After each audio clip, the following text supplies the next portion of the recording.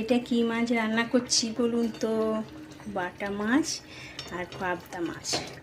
এই দেখো, সর্ষে বাটা, পোস্ত, কাঁচা লঙ্কা, টক দই একেবারে মিক্সিতে পেস্ট করেছি, করে ঝালটা তৈরি করেছি। কে এরকম ঝাল খেতে পছন্দ করো?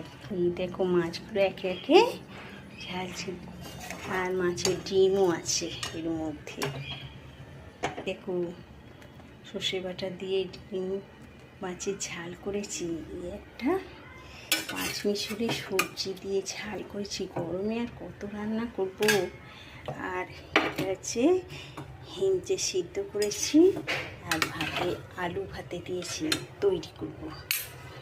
গরমে হিঞ্চে খেলে শরীর ঠান্ডা হয়। রান্নাগুলো কীরকম হয়েছে অবশ্যই কমেন্ট করবেন। রোজকারে ঘরোয়া রান্না। টাটা, আবার দেখা হবে।